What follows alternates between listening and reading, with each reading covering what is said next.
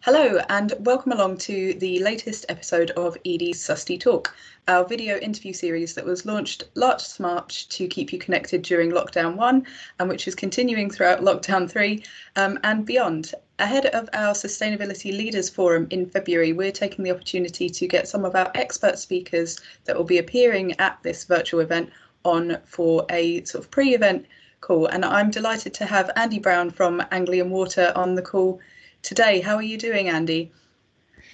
Hi, Sarah. I'm not doing too badly. The sun is shining today, so despite it being lockdown 3 again, I'm still feeling fairly positive.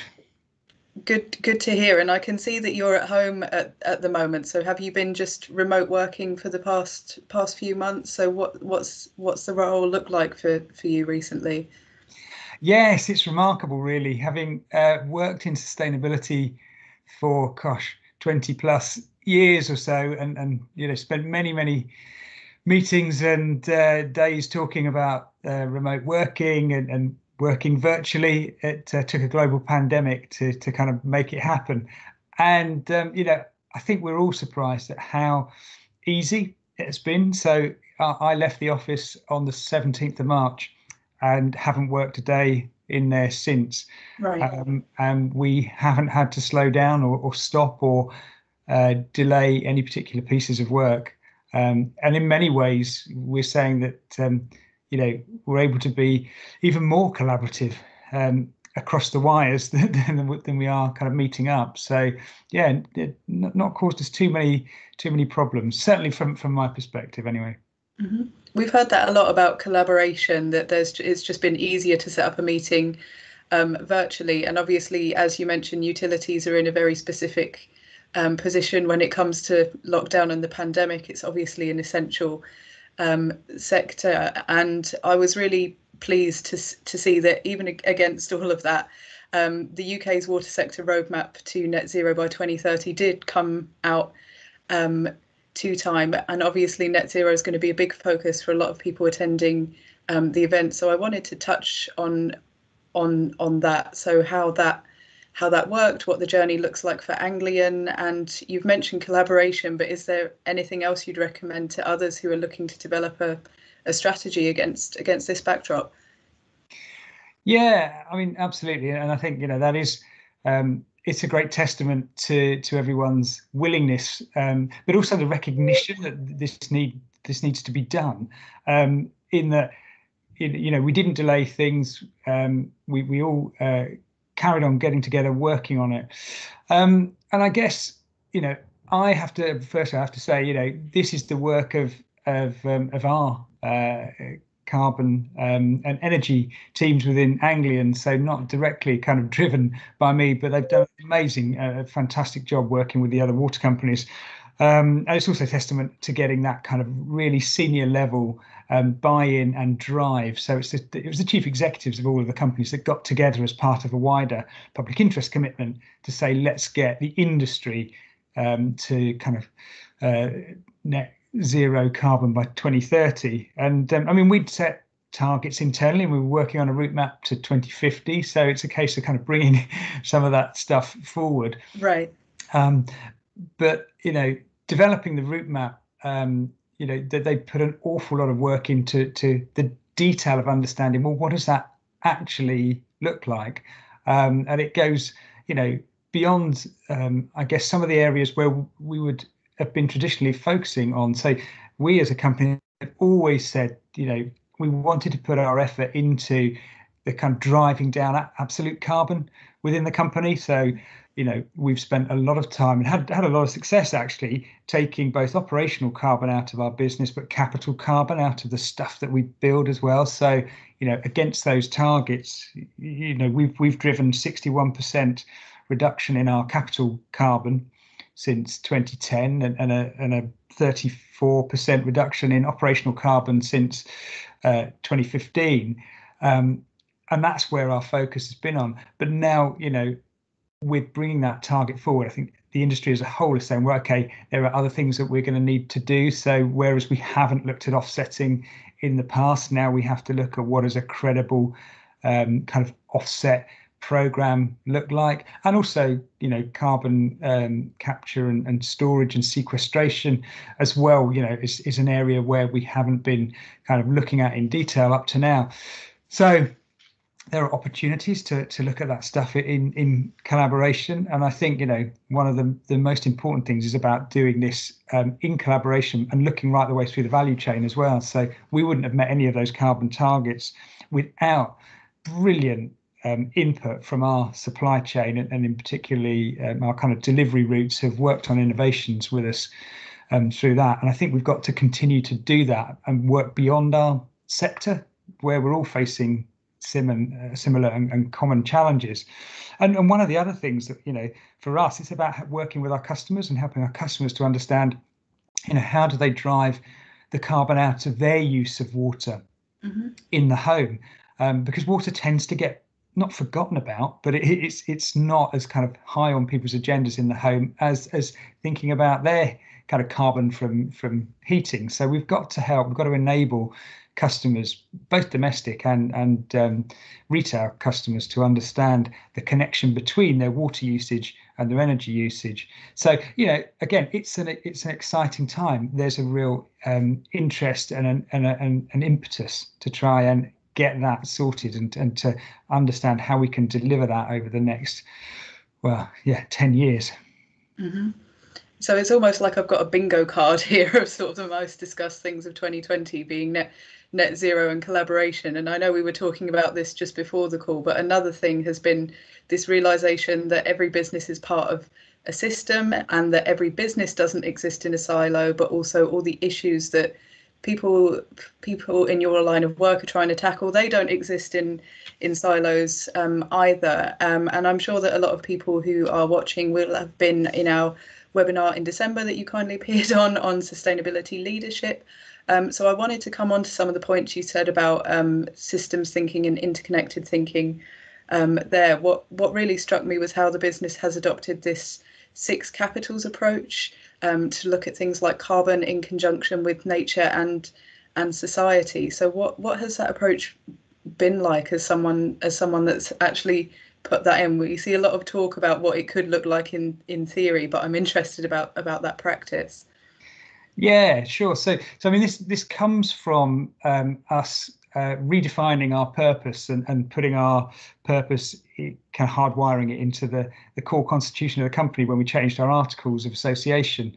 And we put delivering environmental and social prosperity to the region we serve alongside the kind of fair returns to our shareholders. So developing a kind of 6 capitals approach was partly to help demonstrate that we've set a purpose and this is how we deliver against that purpose in our decision making. But it was also very closely linked to what we've just been talking about on carbon. So carbon has been built into our decision making kind of governance and framework for 10 years or so. Mm-hmm.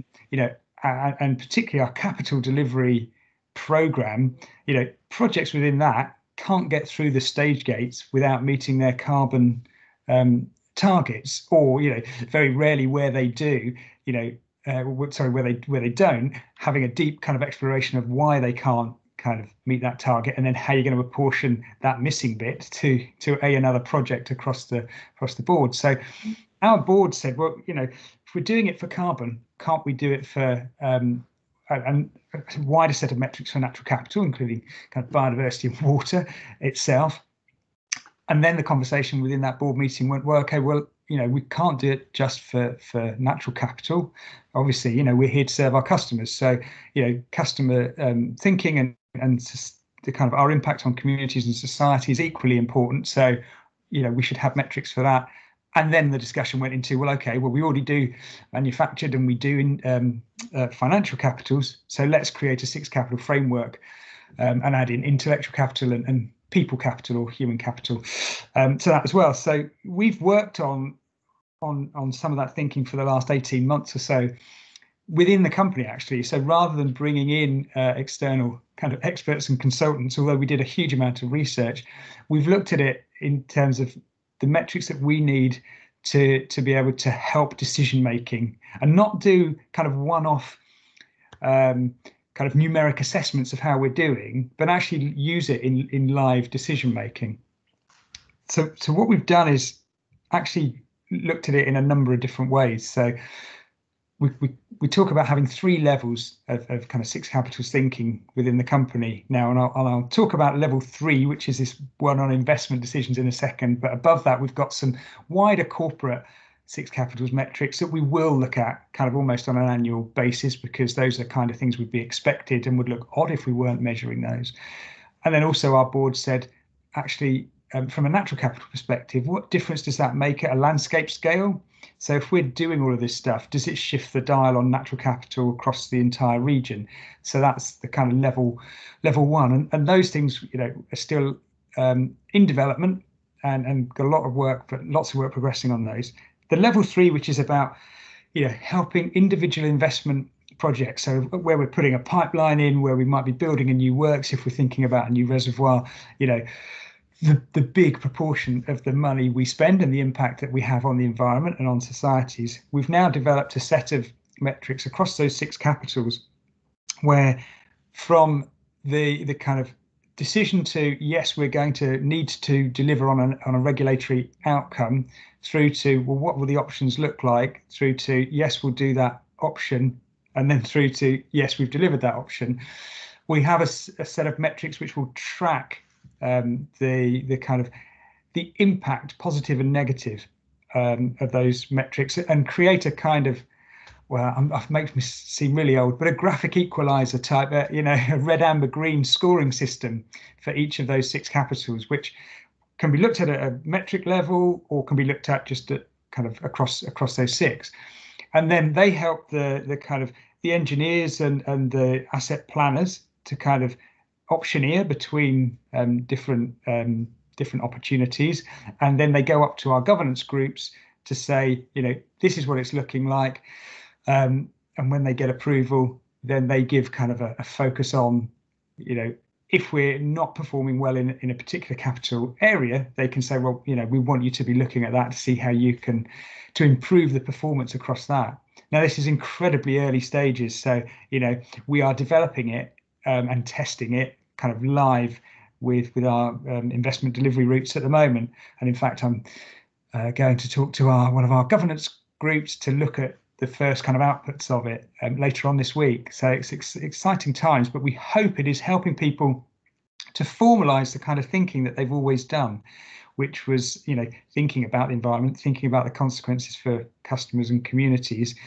But it enables us now to really, see that in the hard light of day and track it and compare between, our water work stream and our water recycling work stream and other delivery routes, and see whether, have we got unconscious biases in certain areas where we're favouring one capital over another? Are we finding regulatory or financial barriers to delivering on certain types of capital value?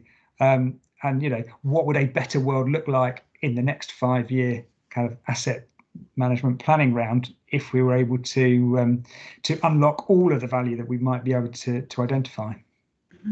Some big questions there, and some big things to think about. And as you mentioned, it is still a work in progress. But do you think that it is just because it's in its infancy in application, just because there aren't many case studies that we're not seeing a lot of this? I think it's complicated. I mean, there are some great case studies and great examples of 6 capitals thinking out there, either on individual projects or as kind of snapshots of how an organisation or a project is doing, and looking back at it retrospectively. What's been complicated is looking at it and trying to get it into real-time decision making. But I think I know lots of other companies that are looking at it, thinking about it, and we're having conversations about, once we're at a stage of being able to share some of the stuff that we've been doing, sharing that and comparing, and then potentially, thinking about how you might standardise some of this going forward as well. Mm-hmm. For sure. I'm expecting a lot of announcements on this year, probably, if I was going to do some trend forecasting, just because we've got the biodiversity COP, and then we've got COP26, and obviously this is all taking place against a backdrop which has just highlighted how interconnected people, planet and profit really are, along with all these other metrics, including public health. and I wanted to come on to that. I know we're running out of time a little bit, but I did want to talk about COP26 because I know you guys are planning to go. I know it's a few months off now, but we're trying to prep as much as we can. So what does it look like for you guys as a big company within the water sector? How are you preparing, and what do you want to see? Yeah, so we absolutely are. You know, again, it's a brilliant window of opportunity for us to kind of capitalize on the kind of the growth in understanding, I think, in the kind of general psyche of of some of the climate crisis, the biodiversity crisis that we're facing, and the desire to change and to make a difference. So I think you mentioned the word collaboration a bit earlier on, and that for us, I think, is key to this. So yeah, we don't want to go as Anglian Water on our own. What we're trying to do is work with other organisations and bring organisations together to have a more coordinated voice. So we're working through our Chief Executive, Peter Simpson, is the chair of the Corporate Leaders Group, alongside the chairman of EDF as well. So, you know, we want to bring the Corporate Leaders Group, we want to bring Business in the Community, which is another organisation that we work very closely with, and there are others as well. We would prefer that we all come together to give a kind of, a combined voice on this. And one of the things that we're really interested in is that, there are two elements to climate change. And we've talked today about, mitigation, the very important need to reduce our greenhouse gas emissions. However, there is, inbuilt change into the system already, which we need to be capable of withstanding. So the race to resilience alongside the race to zero is something that we're particularly interested in, and we want to make sure that that is reflected. And we're doing some, we've got some really interesting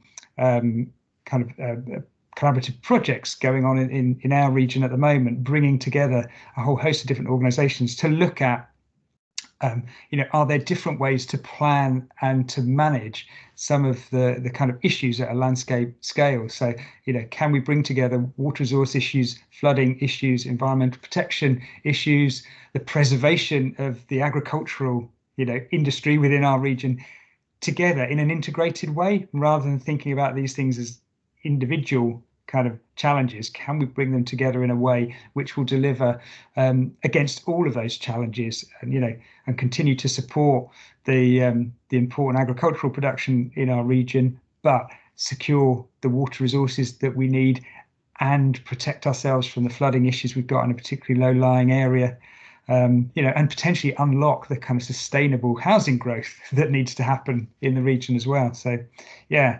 Only kind of looking at things on a very low level.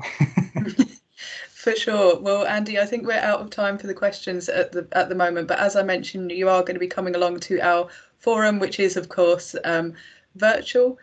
So for a reminder, our forum is taking place between February the 2nd and the 4th. Andy's going to be appearing on the third day, so that is the 4th, as part of a panel discussion on social sustainability. That's going to be chaired by an expert from Futerra, and he will be joined by panelists from the BSI Group, Sindall and Firmenich. I can never pronounce that correctly, so I hope I have. And Anglian Water's CEO, Peter Simpson, who you've already mentioned, is also one of our forum speakers. He's going to be there on the first day, that is the 2nd of February, as part of a plenary session on leadership response to the climate emergency. So both of these vitally important topics. We hope to see you there. To find out more about the agenda and to get your ticket, visit event.edie.net/forum. But for now, it's a goodbye from myself and a goodbye from Andy, and thank you so much for your time today. Pleasure. Very nice to speak to you.